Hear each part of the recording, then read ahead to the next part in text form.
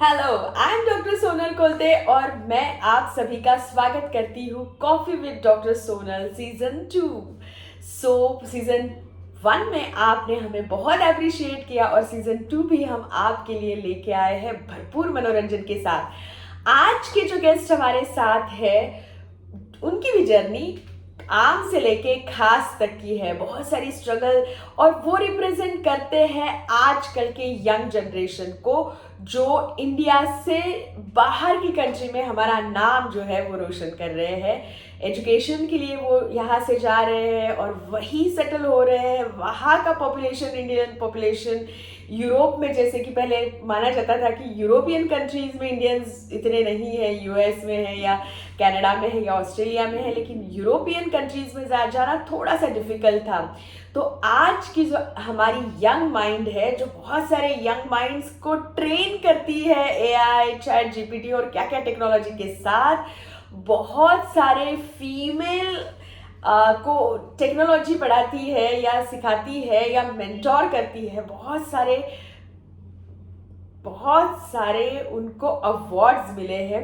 तो इस तरह की पर्सनालिटी मैंने खोज के निकाली है आपसे, बहुत आम, क्योंकि बहुत सारे लोग ये चीज़ करते हैं, लेकिन वो आम होने से ज़्यादा जब खास हो जाते हैं तब आते हैं हमारे शो में।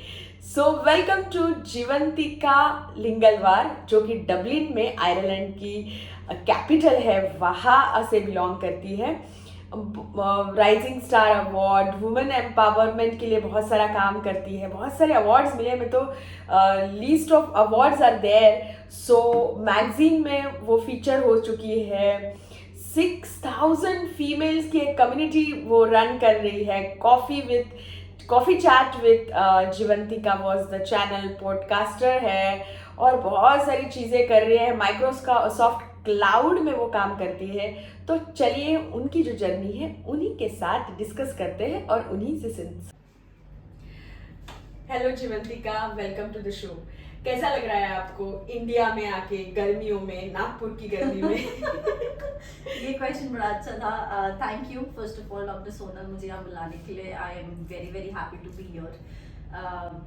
गर्मी में नागपुर में आना इट्स नॉट इजी, क्योंकि मैं जहाँ से आती हूँ आयरलैंड, वो बहुत ही ठंडा जगह है, और यहाँ आकर अभी मैं वेट कर रही हूँ मैं कब वापस जाऊँगी। तो मेरे यहाँ के दिन अब भर चुके हैं गर्मी के, and I am ready to go back, but I am very happy to be here, so thank you. नहीं, इतनी गर्मी मार्च स्टार्टिंग में नहीं रहती। अभी मुझे समझ में आ रहा है कि इतना हॉटनेस क्यों बढ़ रहा है नागपुर का। It's a compliment. Thank you, I really appreciate. मैंने ले लिया था वो कॉम्प्लीमेंट पहले ही। यस। जीवंतिका जो है नागपुर से थोड़ा दूर कामठी नाम का एक छोटा शहर है, वहाँ से बिलोंग करती है। और वहाँ से डबलिन यानी आयरलैंड की जो कैपिटल शहर है, जो वहाँ वो अभी रह रही है, वहाँ पे जॉब कर रही है 6 साल से। तो ये जो जर्नी है वो इतनी आसान नहीं थी, और अभी शायद आपको आसान लगती होगी क्योंकि 6 साल हो गए हैं। तो कैसी वो जर्नी रही आपकी, और किस तरह से आप ने सोचा कि मैंने डबलिन जाना चाहिए? तो जर्नी तो काफ़ी मुश्किल थी एक्चुअल में, और मैं ही अकेली नहीं, ऐसे बहुत सारे स्टूडेंट्स हैं। तो मैं एज ए स्टूडेंट गई थी आयरलैंड। मैंने इंजीनियरिंग किया नागपुर से ही। इंजीनियरिंग के बाद मैंने 1.5 साल जॉब किया मुंबई में। फिर उसके बाद मैंने सोचा कि अब थोड़ा सा टाइम आ गया कि अब हम थोड़ा बाहर जाए, एक्सप्लोर करें क्या है। तब मेरे डबलिन जाने का प्लान शुरू हुआ, और मैं 2018 में एज ए स्टूडेंट गई थी मास्टर्स करने के लिए। तो मेरा सब्जेक्ट था क्लाउड कंप्यूटिंग उस टाइम। तो बहुत सारे स्टूडेंट्स थे जो इंडिया से आ रहे हैं, अपना पढ़ाई करने आ रहे हैं। मैंने उस टाइम पे एजुकेशन लोन लिया था, तो वो एक बहुत बड़ी जिम्मेदारी होती है। मैं आती हूँ एक मिडिल क्लास फैमिली से, तो हमारे लिए इतना सारा पैसा एक साथ देना इतना आसान नहीं होता है। तो ऐसे बहुत सारे स्टूडेंट्स भी थे साथ में जिन्होंने अपना एजुकेशन लोन लिया था। फिर वहाँ जाकर पढ़ाई के साथ साथ हमको पार्ट टाइम जॉब करना पड़ता था, क्योंकि वो ही लोन मुझे भरना है बाद में। तो पढ़ते पढ़ते मैंने बहुत सारे जॉब किए। एक सिक्योरिटी में जॉब किया, जहाँ पर इवेंट्स में सिक्योरिटी स्टूवर्डेस भी थी मैं। बट वो बहुत ही अमेजिंग जॉब था, ऑल्दो मुझे 20-20 घंटा खड़ा रहना पड़ता था। बट मैंने बहुत सारे कॉन्सर्ट्स एंजॉय किए वहाँ पर। तो ये किया। फिर मैं एशियन स्टोर्स, जो इंडियन स्टोर्स होते हैं वहाँ पर भी मैंने जॉब किया कुछ टाइम पर, टिल पर या फिर स्टॉक्स करने के लिए।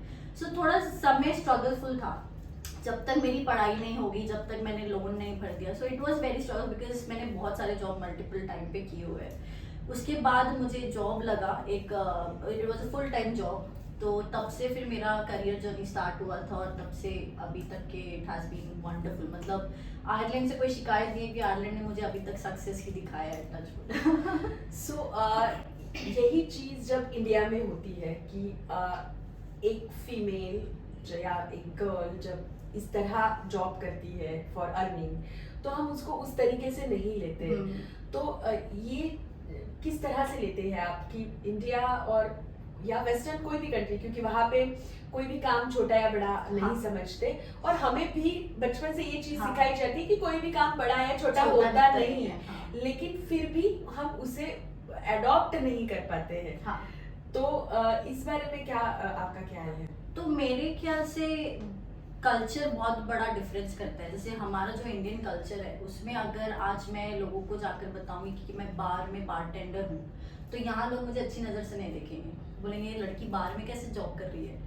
और वही चीज़ अगर मैंने डबलिन में किया तो वो एक पार्ट टाइम जॉब है, मैं मेहनत कर रही हूँ। तो वहाँ पर कभी किसी ने इस चीज़ के लिए, ऑल्दो मैंने अभी तक के वो जॉब किया नहीं, बट मेरे बहुत फ्रेंड्स हैं जो होटल में करते हैं, रेस्टोरेंट्स में करते हैं, और मैंने भी वो जॉब्स अप्लाई किए हैं कि रेस्टोरेंट में जाकर, क्योंकि आपको सर्वाइवल के लिए ये चीज़ बहुत ज़रूरी है। तो वेस्टर्न कल्चर का एक चीज़ मुझे बड़ा अच्छा लगता है कि वो लोग कोई भी जॉब छोटा नहीं समझते, जबकि यहाँ इंडिया में थोड़ा सा सोसाइटल जो प्रेशर होता है आपके ऊपर, और स्पेशली लड़कियों को लेकर कि लड़कियां इतने टाइम पे बाहर नहीं जा सकती, लड़कियों को जल्दी क्योंकि अभी भी इतना सब होने के बाद मैं आती हूँ आयरलैंड से, 6 साल हो गए, मेरा थोड़ा सा वहाँ का कल्चर अडॉप्टेड है, बट इंडियन ट्रेडिशनल अभी भी है मेरा। लेकिन अभी भी घर पे रहती हूँ तो मम्मी पापा चिल्लाते हैं, इतना लेट क्यों रहती है बाहर, जल्दी आया करो घर में, ये इंडिया नहीं है। तो कहीं ना कहीं आई थिंक वो एक सोसाइटल प्रेशर जो इंसानों के अंदर भरा हुआ है वो ही ये सब चीज़ों को रोकती है।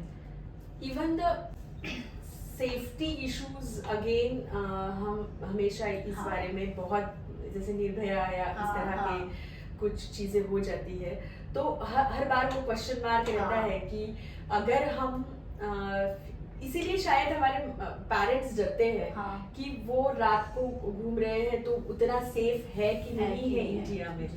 तो अगर मुंबई जैसे शहर में चीजें हो रही है तो फिर बाकी शहर मुंबई तो इतना सेफ है। ऑब्वियस हम उसको बहुत इंटरनेशनल तरीके से मुंबई को लेते हैं, लेकिन अगर वहाँ सेफ नहीं है तो फिर तो मुंबई या इंडिया में कहीं पे भी हम सेफ नहीं है। हाँ, देखा जाए तो इंसान कहीं भी सेफ नहीं है when it comes to girls, right. और हर जगह क्राइम होते हैं, बट हाँ कंपैरेटिवली टू इंडिया, डबलिन में मैंने इतने क्राइम्स देखे नहीं हैं अब तक। तो वहाँ के क्राइम्स जैसे छोटे मोटे चेन स्नैचिंग या ये हो गया, ये या फिर रेसिज्म अ लिटिल बिट, इतना कभी मैंने फेस किया नहीं है, बट हर जगह आपको कहीं ना कहीं ऐसे लोग मिलेंगे। बट यही एक रीज़न है कि इंडिया में लड़कियों का इतना बाहर जाना या इतना आउटगोइंग होना इतना अच्छा कंसिडर नहीं होता है, because of the things that are going around, the criminal activities. तो आई थिंक पेरेंट्स का भी यही सोच होता है कि भाई लड़की, यही नहीं होता है कि मेरी लड़की इतना क्यों जाके जॉब करे, बट रीज़न ये होता है जल्दी घर आने का कि सेफ रहे हमारे बच्चे।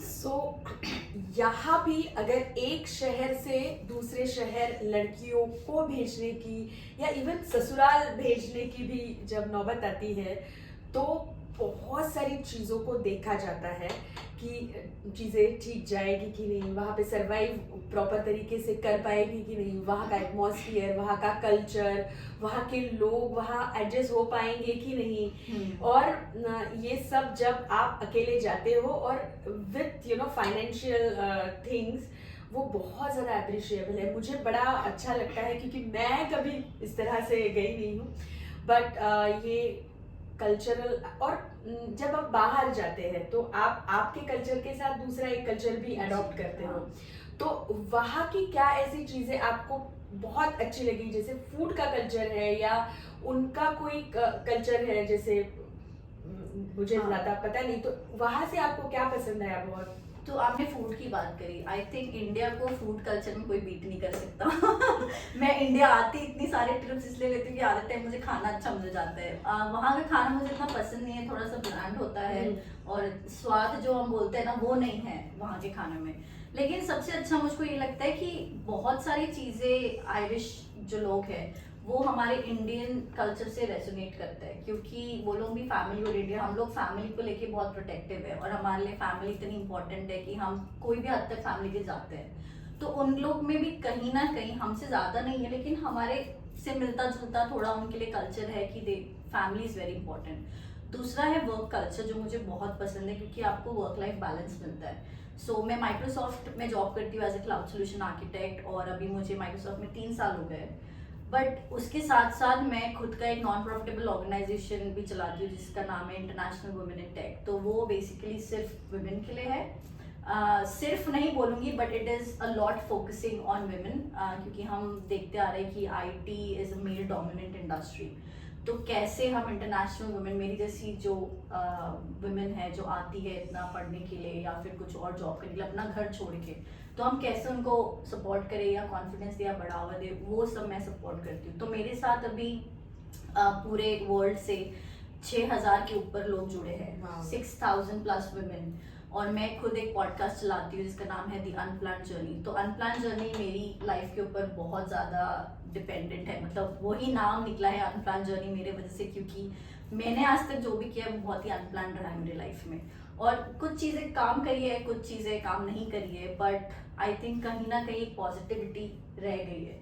तो वर्क कल्चर, आयरिश लोग जो आपको सपोर्ट करते, तो मैंने देखा है कि बहुत टाइम ऐसा होता है कि आपको इंडिया में कंपटीशन बहुत मिलेगा, जेलसी थोड़ा बहुत मिलेगी, अपने अपने लोगों में हो जाता है ये चीज़ें, लेकिन वहाँ पर आपको बढ़ाते हैं लोग, करियर वाइज ग्रो होता है। एंड जो इंडियंस भी हैं वहाँ पर वो भी आपको सपोर्ट करते हैं। So that is a good thing. ऐसा लगता नहीं कि you are far away from home, ऐसा लगता है मैं घर पर ही हूँ। तो Dublin is my second home. अच्छा, मुझे ना एक क्वेश्चन हमेशा रहता है, जितने भी गोरे दिखते हैं वो देखो दोस्त आर फॉरेनर। सबसे पहली बात ये वो कंसेप्ट हमारा ऐसे ना, फॉरेनर यानी गोरा जो भी दिख रहा है। एंड जैसे पाकिस्तान या बांग्लादेश या Bhutan is again a foreign, it is also foreign for us, लेकिन जो भी गोरा दिखेगा वो फॉरेनर। तो Europe is again a foreign, और यूएस से अगर वो साइड देखा जाए तो भी, लेकिन हमको तो सब एक जैसे दिखते हैं। लेकिन is there any difference? Irish थोड़े अलग दिखते हैं या बाकी यूरोप या यूएस का थोड़ा अलग कुछ दिखते हैं? सो दिखते तो अलग है क्योंकि आयरिश लोगों के जो बाल होते हैं वो orangish colour, that's the traditional colour of their hair. तो कभी कभार आप बाल देखकर भी समझ सकते हो कि और, लेकिन सबसे यूनिक जो उनका है वो है एक्सेंट।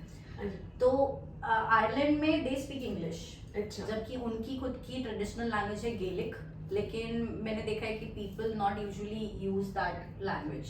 तो अगर आप कंट्री साइड जाओगे आयरलैंड में तो वहाँ पर जो बहुत पहले से लोग रहते हैं कंट्री साइड में, वो लोग कभी कभार गेलिक बोल देंगे या कुछ हो जाएगा, लेकिन English is kind of the second official language क्योंकि सभी लोग इंग्लिश बोलते हैं। और इसीलिए I think international students Ireland ज़्यादा प्रेफर करते हैं क्योंकि वहाँ इंग्लिश बोलते हैं। आप कोई भी कंट्री यूरोप में जाओ तो वहाँ पर उनकी खुद की लैंग्वेजेस है, उसकी वजह से बच्चों को प्रॉब्लम भी जाती है बात करने में। और सेकेंड थिंग इज, अब Ireland is kind of an IT hub, तो सारे बड़े बड़े कंपनीज का हेडक्वार्टर भी आयरलैंड में है।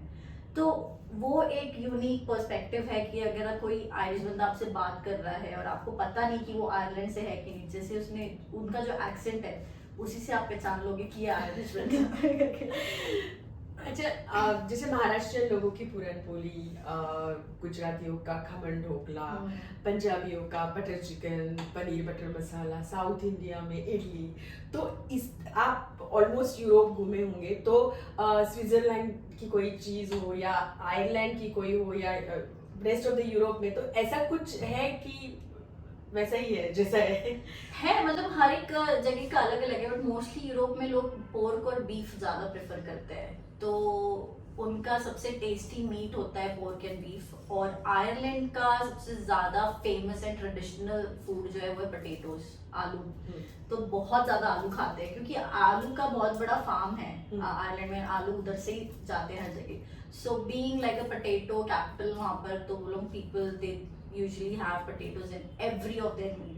तो आप कुछ भी करो, कुछ भी ऑर्डर करो, आपको पोटैटोज मिलेंगे वहाँ पे, तो फ्राइज एंड ऑल हो गए। तो जैसे हम बोलते हैं जो आप खाते हो वो आप बनते हो, हाँ। तो क्या पोटैटो बन जाते हैं? नहीं, ऑन दैट फैक्ट आयरिश लोग बहुत ही ज्यादा हेल्दी होते हैं और स्लेंडर होते हैं। हाँ, क्योंकि आपको ना एक 90 इयर्स ओल्ड वुमन और एक 50 ईयर ओल्ड मैन एंड एक 20 ईयर ओल्ड मैन, उनमें फर्क ही नहीं दिखेगा इतना, बिकॉज सभी वहां पर दौड़ते हैं। एक तो वो हिल पॉइंट है, पूरा ऐसे ठंडा कंट्री है, तो ठंडे कंट्री में रहने से आप ना अलग ही हेल्थ वाइज अलग ही होते हो, आपको पोल्यूशन नहीं मिलेगा, कुछ नहीं मिलेगा, एंड लोग दौड़ते रहते हैं। मतलब जैसे हमारे यहाँ पर अगर हमारे पेरेंट्स 80 इयर्स 85 इयर्स के हो जाते हैं तो बेड पे रहते हैं मोस्ट ऑफ द टाइम, या फिर बीमार होते हैं, वहां पर लोग अपने आप ही काम करेंगे। आपको कभी नहीं दिखेगा कि एक पेरेंट और बच्चे साथ में रह रहे हैं उस टाइम पे। वो फैमिली प्रेफर करेगी कि जो माँ बाप है वो अलग ही रहे, क्योंकि माँ बाप चाहते हैं कि वो अलग रहे, तो डिपेंडेंसी नहीं है। 90 इयर्स की वुमेन भी आपको बस लेते हुए दिखेगी, वॉक करते हुए दिखेगी, शॉपिंग करते हुए, तो दे आर वेरी हेल्दी। और अगेन मेड्स, हमारा डिपेंडेंसी सबसे ज्यादा मुझे लगता है कि हम हमारे काम के लिए we want someone else and वो खुद का काम करते हैं। तो ये भी एक चीज मुझे लगती है, जैसे इक्कागाई वाला जो बुक है, वो जो कंसेप्ट जापानीज का था, वो मुझे लगता है इंडिया छोड़ के या एशियन कंट्री छोड़ के, एशियन भी नहीं बोलूंगी, या सिंगापुर या बाकी के देशों में भी वो चीज एडॉप्ट हुई है, सिर्फ इंडिया या पाकिस्तान बांग्लादेश का मुझे पता नहीं। तो यहाँ पे जो है लोग ज्यादा है, तो हमारी डिपेंडेंसी जो है वो ज्यादा काम करने के लिए ना, क्योंकि यहाँ पर लोगों को काम मिलते नहीं है, तो उसके लिए उनको जो मिल रहा है वो, और पॉपुलेशन के हिसाब से जैसे आपने बोला कि इतने सारे लोग हैं, उस हिसाब से लोग काम करते हैं। अब जैसे मैं वहां जाती हूँ तो सब कुछ मुझे ही करना पड़ता है, खाना बनाओ, कपड़े धो, बर्तन करो, सब करो, झाड़ू पोछा दे, क्योंकि वहाँ बाई लेना अफोर्डेबल नहीं है, आप मेड नहीं रख सकते हो वहाँ पर सर, क्योंकि उनकी सैलरी हमसे ज्यादा ही हो जाती है फिर, तो हम अगर उनको सैलरी देने लग गए तो हम पता नहीं क्या करेंगे। और यहाँ मैं आती हूँ तो एकदम रानी बन के रहती हूँ, मतलब हाथ में पानी मिल रहा है, ऐसा हो रहा है, तो ये भी एक रीजन है। फिर मैं मम्मी को बोलती भी हूँ कभी कभार कि यार थोड़ा सा मेरे को काम करने दो, फिर मम्मी ऐसी है कि तू तो जाके करने वाली है काम, तो कर लो आराम में, ऐसा है। सो नागपुर का आपका सबसे फेवरेट रेस्टोरेंट? ऐसा वैसे फेवरेट नहीं है, क्योंकि मैं स्ट्रीट फूड बहुत खाती हूँ, तो मुझको स्ट्रीट पे जैसे चाउमीन हो गया, नूडल्स हो गए, बिरयानी हो गई, डोसा हो गया और पानी पूरी, वो तो मिस नहीं कर सकते, तो मैं स्ट्रीट फूड बहुत प्रेफर करती हूँ और रेस्टोरेंट्स में घूमते रहती तो हूँ। नागपुर का फेवरेट या विदर्भ का फेवरेट मोस्टली चना पोहा होता है, जो हम हाँ। कभी किसी को पूछते हैं कि स्ट्रीट फूड क्या खाते हैं, तो दे यूजुअली से चना पोहा। हाँ। तो इस तरह से भी चलता है कुछ की? नहीं, तो सरप्राइजिंगली जब से मैं यहाँ पर आई मैंने चना पोहा नहीं खाया बाहर क्योंकि वो घर पर बहुत अच्छा लगता है, बहुत अच्छा बन जाता है, तो मैं खा लेती हूँ। लेकिन बाहर यूजुअली जैसे मेरे को मटन का बहुत शौक है, और डबलिन में मटन मिलता नहीं है। अच्छा। तो डबलिन में लैम्ब मिलता है, और लैम्ब मीट मुझको इतना पसंद नहीं है, तो मैं सिर्फ चिकन खाती हूँ डबलिन में, और मैं पोर्क बीफ खाती नहीं हूँ। तो उस वजह से मैं यहाँ आकर चिकन को हाथ भी नहीं लगाती, मेरे लिए सिर्फ मटन। आप मुझे जहाँ भी लेकर जाओ, मुझे मटन खिला दो, मैं एकदम खुश हो जाऊंगी। तो फिर ढाबा वगैरह में साउजी, अपना नागपुर का फेमस साउजी है, लेकिन मीट में ही सिर्फ मटन खाऊंगी मैं, और मैं इतना एक्स्ट्रा कुछ खाती नहीं हूँ। अगेन मीन्स बहुत full of spices is again rest of the India. मुझे लगता है नागपुर जो middle centre of the India है, वहाँ पे ज्यादा स्पाइसेस जो है यूज होते हैं, क्योंकि मैं घूमती रहती हूँ, हम घूमते रहते हैं, और ज्यादा फूड वाला ही चीज रहती है कि हम वी एक्सप्लोर द फूड, तो कूट कूट के मसाले नागपुर में ही। और हमारे हम लोगों को, हम इंडियन से, हमको तो मसाले के बिना तो चाहिए ही। और इनफैक्ट आयरिश लोगों को इंडियन फूड बहुत पसंद है, तो आयरलैंड में बहुत सारे इंडियन रेस्टोरेंट्स है जहाँ पर आपको ना आयरिश ज्यादा बैठे मिलेंगे खाते हुए। मेरे कुछ आयरिश कोलीग्स आए थे, नागपुर में आए थे। अच्छा। तो उनको मैंने सब जगह खिलाया पिलाया, बिलीव नहीं करेंगे, मैंने स्पाइसी खाया है, मतलब लिटरली रो रहे, आंखों से पानी आ रहा है, बट वो खा रहे हैं, बिकॉज वो आफ्टर टेस्ट जो होता है ना, वो उनको बड़ा अच्छा लग गया। तो आई थिंक फूड के मामले में हमारे नागपुर इंडिया कोई बीट ही नहीं कर सकता, आई थिंक कोई भी कंट्री बीट नहीं कर सकती। Yes definitely. सो यहाँ जब आप आते हैं तो लोकल ऐसा कुछ फूड, जैसे चना पोहा भी है, लेकिन बहुत सारी चीजें हैं नागपुर की खुद की या हमारे खुद के ट्रेडिशन की, तो ऐसा कुछ आपको पसंद है? जैसे पूरन पोली जबर हाँ। क्या बोलते हैं ट्रेडिशनली कुछ भी त्योहार रहेगा तो पूरन पूरन पोली पोली बनती बनती है। है। तो ऐसा कुछ आपका फेवरेट है? तो मैं ना बहुत स्वीट, ऐसे स्वीट टूथ नहीं है मेरा, मैं ज्यादा स्वीट कंज्यूम नहीं करती हूँ, चॉकलेट्स में इतना खाती नहीं हूँ। मेरे को सबसे ज्यादा कॉफी पसंद है, तो दिन भर में 2-3 कॉफीज हो जाती है। और ज्यादा पूरन पोली का सवाल है, मेरी मम्मी बनाती है बहुत अच्छी। अच्छा।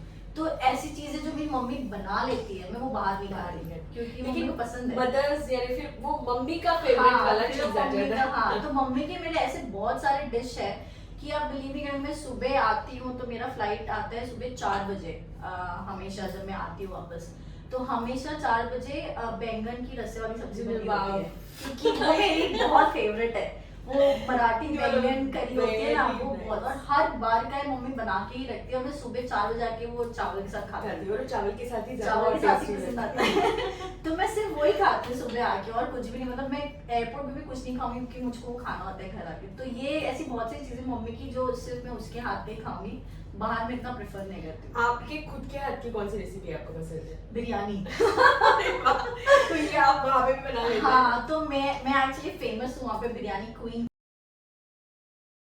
के नाम से। वाओ। तो जब भी किसी को बिरयानी खानी होती है तो मेरे घर में मैं 25 लोगों की बिरयानी बनाती हूँ साथ में। तो हम लोग का एक इंडियन कम्युनिटी है, मेरे बहुत सारे फ्रेंड्स हैं, और खाने पीने आप जैसे सब सिंगल सिंगल रहते हैं, तो खाना इतना होता नहीं, हम कभी बाहर खा लेते हैं कभी, तो ऐसे सबकी ना एक एक डिश है। तो मोस्टली अगर कहीं खाना खाना हो तो मेरे घर में आती हूँ कि मैं ज्यादा खाना बनाती हूँ, जबकि मैंने इंडिया में कभी नहीं बनाया, कभी भी नहीं। मैं सबको बोलती हूँ अगर आपको मेरे हाथ का खाना है तो डबलिन आ जाओ। मैं इंडिया में तो नहीं बनाने वाली। तो ऐसे तो biryani something that I do cook really well. अच्छा, लास्ट क्वेश्चन, जाते जाते हमारे जो यंग व्यूअर्स है लाइक यू, आपके जैसे बहुत सारी फीमेल्स या गर्ल्स बाहर जाना चाहती है, या बॉयज भी जाते हैं आजकल, लेकिन बॉयज को भी अलाउ नहीं करते हैं पेरेंट्स, तो आप क्या मैसेज देना चाहेंगे? मैंने आज तक जितना देखा है, मैं सिर्फ लड़कियों के इसमें बात करूंगी, बिकॉज हम वैसे ही लड़कों को बहुत ज्यादा ये कर लेते हैं, उनको है भी वो एक कॉन्फिडेंस लेवल है, जहाँ पर कॉन्फिडेंस लेवल नहीं है, कम है, वो लड़कियों में ज्यादा होता है। तो मेरे लिए सबसे इम्पोर्टेंट ये कि हर एक लड़की इंडिपेंडेंट बने। मैं नहीं चाहती, मतलब मैं आज तक जिससे भी बात करती हूँ, मेरा मेंटरशिप प्लेटफॉर्म है कॉफी विद जिवंतिका करके, तो मैंने सबको यही बोला है कि कुछ भी हो जाए, every girl should be financially independent, ताकि आप भले ही आप किसी से भी शादी करो या किसी के साथ भी रहो या फैमिली के साथ रह रहे हो, आप अपना पैसा खर्चा नहीं कर रहे हो या फिर आप ही सब कुछ कर रहे हो, लेकिन हर एक लड़की ने आज के टाइम पे फाइनेंशियली इंडिपेंडेंट होना बहुत जरूरी है। उसके लिए जरूरी नहीं है कि आप बाहर ही जाओ, आप जहाँ पर हो आप जो करना चाहते हो, और वही चीज करो जो आपको खुश करती हो, वो चीज ना करें जो दूसरों को खुश करती हो, बिकॉज हमारे पास एक ही लाइफ है। अगर हम यही लाइफ दूसरों के लिए जीना स्टार्ट कर देंगे तो हम अपने लिए कब जिएंगे।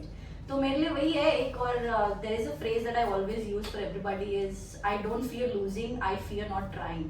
तो हार से कभी मुझे डर नहीं लगा। ऐसे बहुत टाइम हुआ है कि मैंने बहुत चीजें लूज करी है, बहुत फेलियर आया लाइफ में, लेकिन what I always look forward to कि मैंने उस चीज का कोशिश किया है, और वही चीज मुझे बहुत पॉजिटिविटी दी है, वही चीज ने मुझे सक्सेसफुल बनाया है।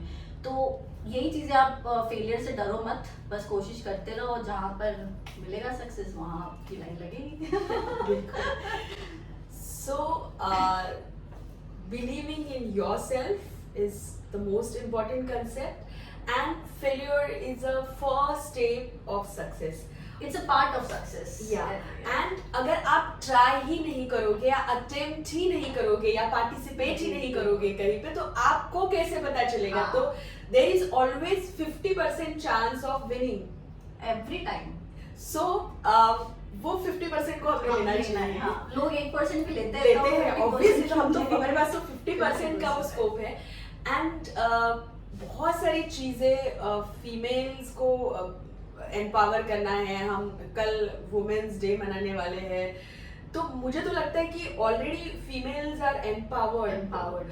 तो वो सिर्फ हमको पहचानना है, वो जो हमारे अंदर है उसे बाहर निकालना है, और यही चीज जीवंतिका जैसी लड़कियां कर रही है। She is inspiration to all of you, all of us. तो thank you very much Jeevantika for coming to the show, और आपने 4 चांद लगा। थैंक यू सो मच मुझे बुलाने के लिए, it is really an honour. Thank you. Okay